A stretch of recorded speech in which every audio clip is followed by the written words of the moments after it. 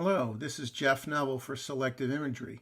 If you'd like to skip ahead and go past my introductory slideshow, it kind of shows you folks what I like to take pictures of. Jump ahead to about the 1 minute and 45-second mark, and that should get you close to where we start the real deal here with the video.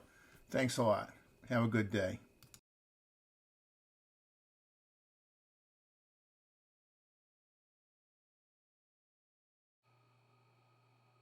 Welcome to Selective Imagery.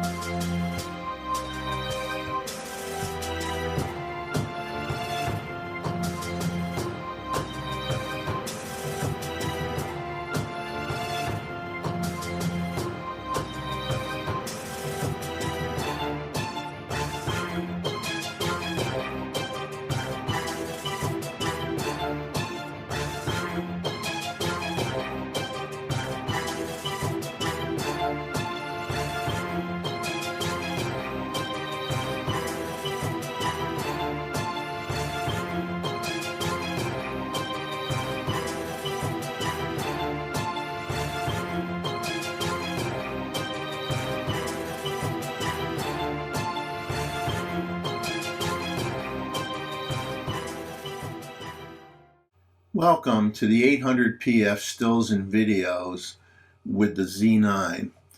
And we're going to start off with some stills from a place called Magnolia Plantation and Gardens, which is in North Charleston, South Carolina, which I went to for the first time with a group of friends.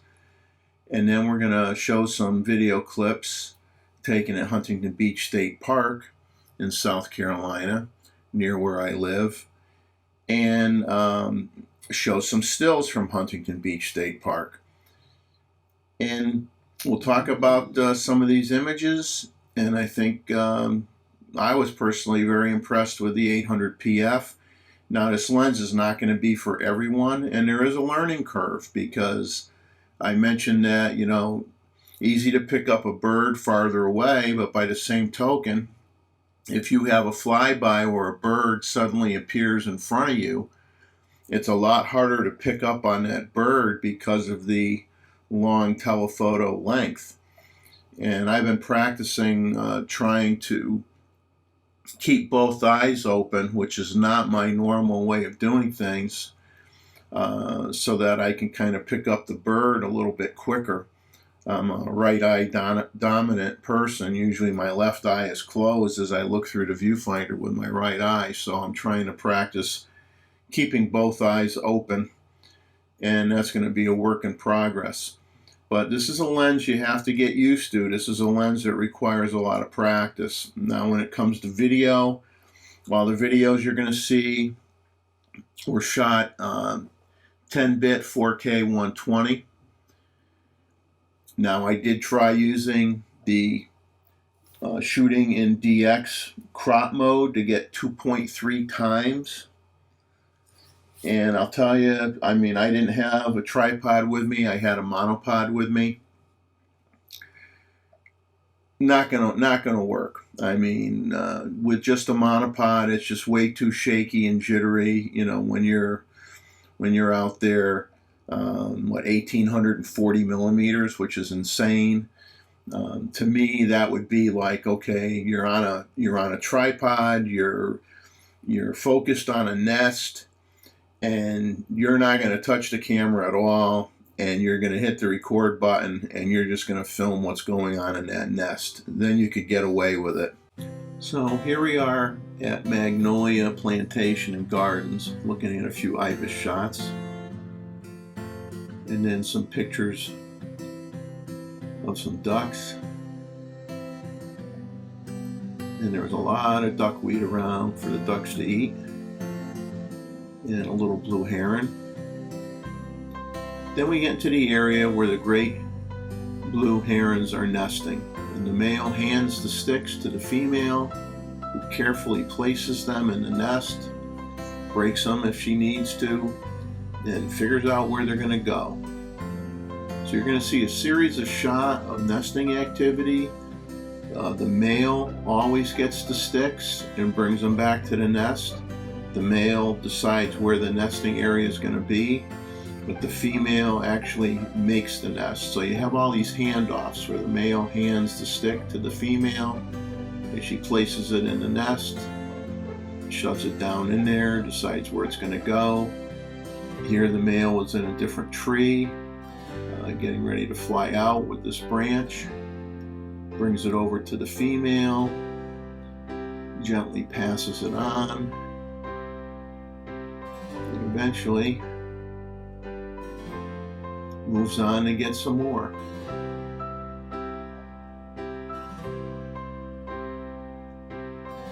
Brings it back once again to the female.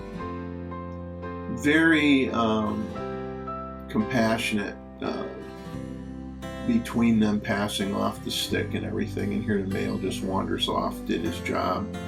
And I want you to see some close-up pictures of the male, so you can see the detail with the 800 PF. It's really excellent. Then we leave the bird area, and we're looking at a couple buildings that were actually where the slaves lived during the plantation days. And yes, you can take flowers with the 800 PF, although it certainly isn't my first choice. And here's a beautiful bridge that they have there with a reflection that everybody takes pictures of. And near the end here, before we leave, we run into some gators, some turtles, gators on top of each other. And this was, the light was pretty harsh at this point. And this is a headstone for one of the slaves. And now we're moving into Huntington Beach State Park, and a quick video with some of the lesser scalps swimming around.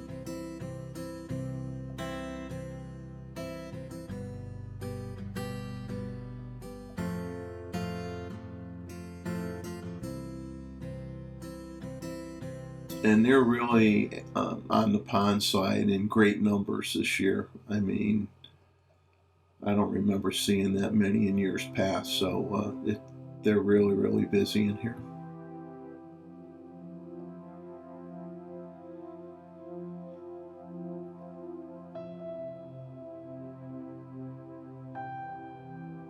Then we have a very quick video coming up of a red-winged blackbird.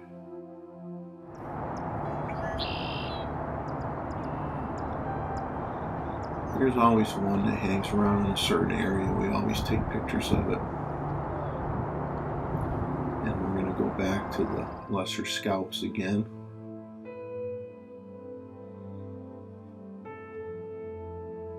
And this is all 4K 120. I didn't slow any of it down though when I brought it in. I mean, I had my monopod. I felt the video was very steady for the most part, so I didn't bother trying to slow it down. And, you know, here's a group. You could just see how many birds there are. And there were multiple groupings in the pond, so this by no means represented all of them that were there. And then you'd have other areas where you might have a handful of mergansers or a small grouping of buffleheads. They were a little bit farther out.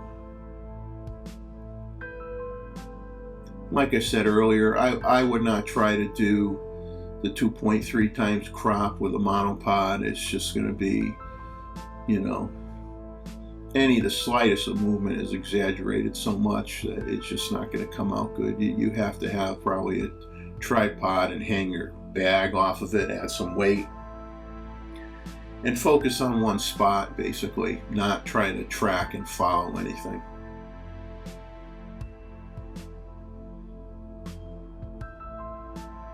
But this grouping was really neat.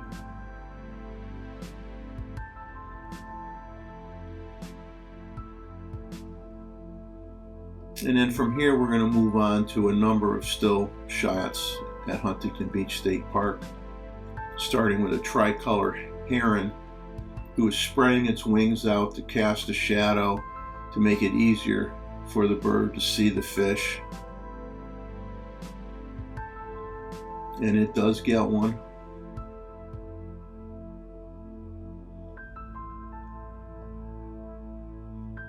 And there's a white pelican shot, a few white pelican shots.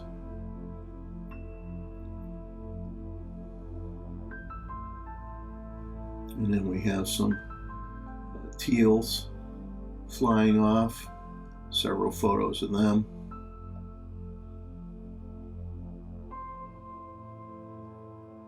One of them landing. Here's a couple pelicans that flew in from the marsh side, followed by an ibis swallowing a shrimp.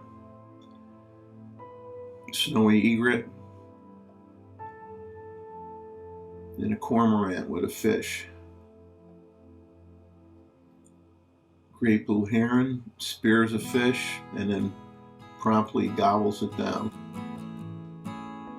Here's a series of photographs of great egrets getting these small fish that I would say for the most part were between 1 and 2 inches long.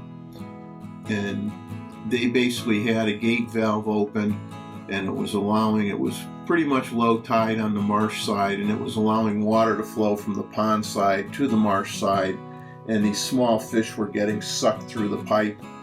And so these guys were just hanging around and getting whatever fish they could get. I mean, you could see how small they are.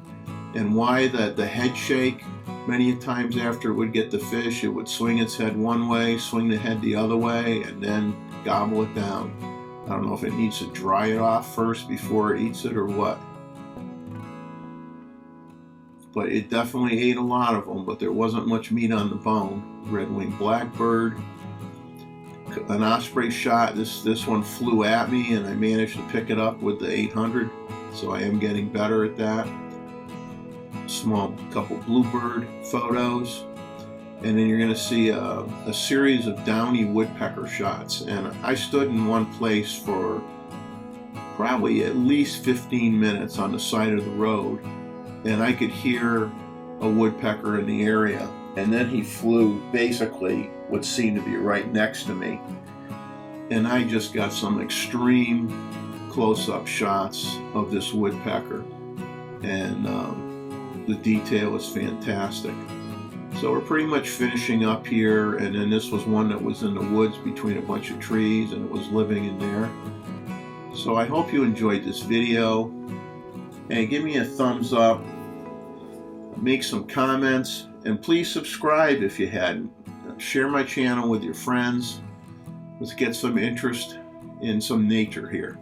And remember, as I say, enjoy life, capture some of it. Good luck to you, and happy shooting, and I hope you get what you want to get. Take care. Till next time.